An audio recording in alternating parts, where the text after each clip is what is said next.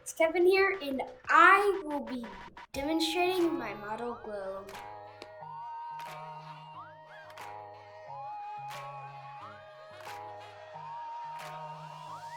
First off, this is not just any old globe. First off, it has the tectonic plates that light up with a UV torch because of minerals inside of the paint. Second off, it has the inner layers of the earth.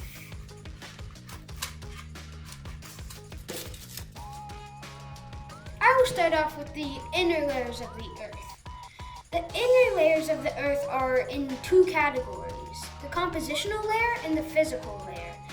I only have the compositional layer with two physical layers, but I will tell you both of them. The compositional layers are the crust, the mantle, the core.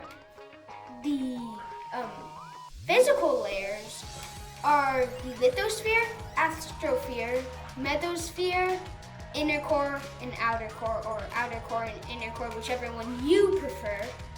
So those are the compositional layers. So I will tell you about the compositional layers and the physical layers and what they're made of. The physical layers are the lithosphere is made out of the crust and part of the oceanic plate.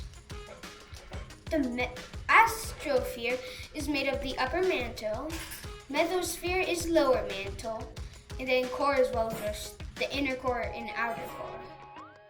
So that's all just into one thing called the core. Now I will be telling you the temperatures, the thickness, and state of matter, and the material that all these layers are made out of, and why they're liquid, solid, or semi-solid, also known as a type of plasma. So the temperature of the crust is 22 Celsius. The crust is what we stand on, so I colored it brown for dirt.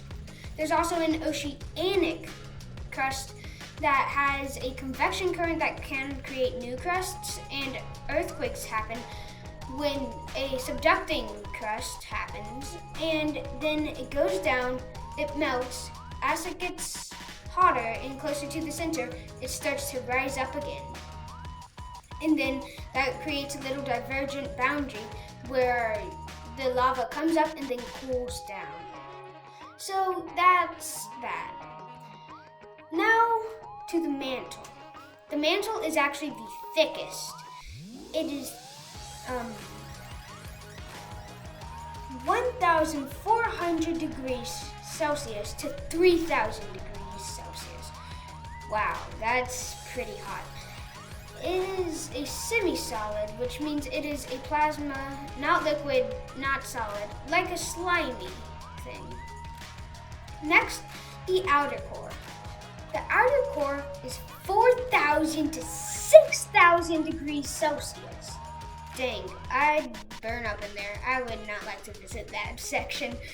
So, and it is a liquid because of all that heat. It melts into a liquid, and then that's just a burning liquid that's hot. So, yeah. Now the inner core. 5,000 to 6,000 degrees Celsius.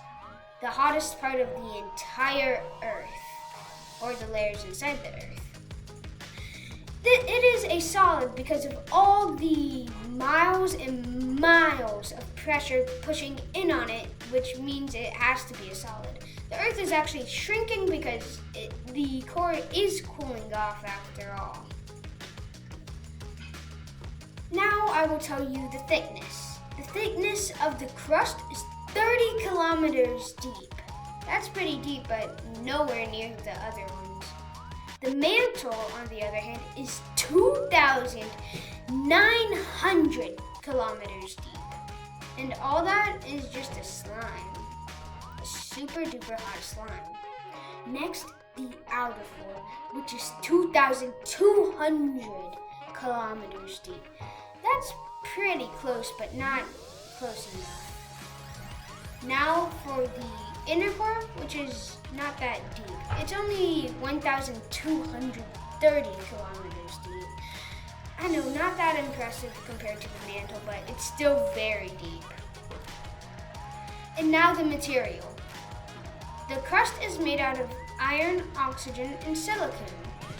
Because silicone and oxygen are what floats on top, and it always will have a little bit of iron in it. Next, for the mantle. The mantle, on the other hand, is made out of iron, oxygen, silicon, magnesium, aluminum, and solid rock. Those are also pretty light elements, so they will float up on top as well. Next, the outer core, which is more dense, and it is made of iron, nickel, sulfur, and oxygen. Almost every layer is made out of oxygen except for the inner core. Oxygen is much too light to go in there. So the inner core is just made out of a bunch of iron. That's that. Now I will be telling you about, the tectonic plates that light up with a UV torch. So if you look over here, you may be able to see, but all of this section, I'll trace it with my finger.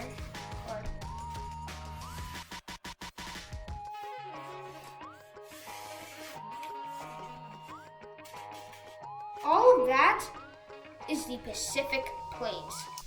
That's actually one of the biggest plates. Next up is the Antarctic Plate.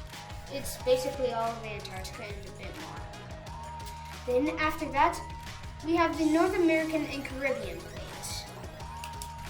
You might be able to see it a bit better with this. Then down here, we have the South American plate.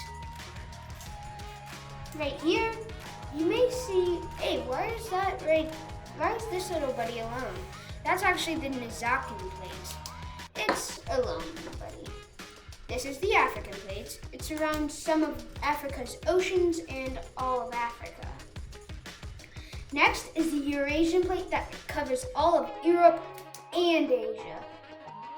Then there's the Australian plate that covers around Australia and the borders of Asia and Africa. And those are all the plate tectonics.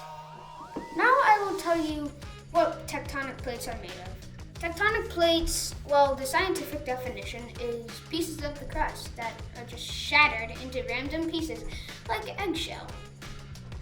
So that's what tectonic plates are.